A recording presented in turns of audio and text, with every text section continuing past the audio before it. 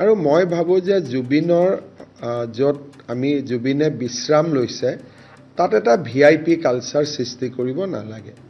মই নিজেও যোৱা নাই, কাৰণ জুবিনক শেষকৃত্য জনোৱাৰ অধিকাৰ তেওঁৰ গুণমুগ্ধসকলৰ আছে।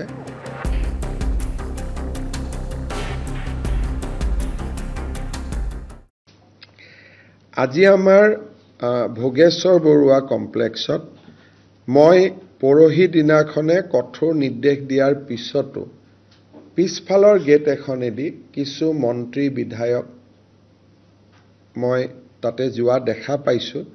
আৰু মই ভাবো যে জুবিনৰ য'ত আমি জুবিনে বিশ্ৰাম লৈছে তাত এটা ভিআইপি কালচাৰ সৃষ্টি কৰিব নালাগে। মই নিজেও যোৱা নাই, কাৰণ জুবিনক শেষকৃত্য জনোৱাৰ অধিকাৰ তেওঁৰ গুণমুগ্ধসকলৰ আছে।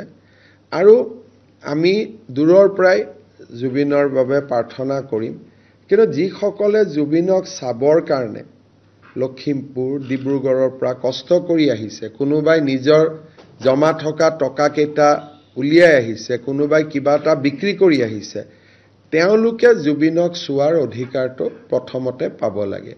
সেইকাৰণে মই অলপ আগতে মুখ্য সচিবক নিৰ্দেশ দিছোঁ যে কোনোবা যদি মন্ত্ৰী বিধায়ক তাতে যায় দীঘলীয়া শাৰী পাতি যাব লাগিব। কোনো পিছফালদি শ্বৰ্টকাট কৰি যোৱাৰ যিটো ব্যৱস্থা, সেই ব্যৱস্থাটো অহাকালি মই নামানিম। আৰু মই মুখ্য সচিবক কঠোৰভাৱে কৈছোঁ যে যোনেই নহওক কিয় সকলোৱে যদি মন্ত্ৰী বিধায়কো জুবিনক চাব খোজে তেওঁলোকে লাইনত থিয় হ'ব, আৰু লাইনে যিমান দূৰলৈকে লৈ যাব সিমান দূৰলৈকে লৈ যাব। চৰকাৰে আৰু এটা প্ৰস্তাৱ হাতত লৈছে যে জুবিনৰ ভস্ম আমি যোৰহাটলৈ নিম, আৰু সেই ভস্মৰ দ্বাৰা আমি যোৰহাটতো জুবিনৰ সমাধি ক্ষেত্ৰ এখন নিৰ্মাণ কৰিম। গতিকে মই ভাবোঁ যে ইয়ে যোৰহাটৰ ৰাইজৰ যি অনুভূতি, সেই অনুভূতিক কিছু পৰিমাণে হ'লেও সন্মান জনোৱা হ'ব। দুই এজন লোকে কৈছে যে যোৰহাটলৈ পাৰ্থিৱ শৰীৰটো এবাৰলৈকে হ'লেও নিব লাগে।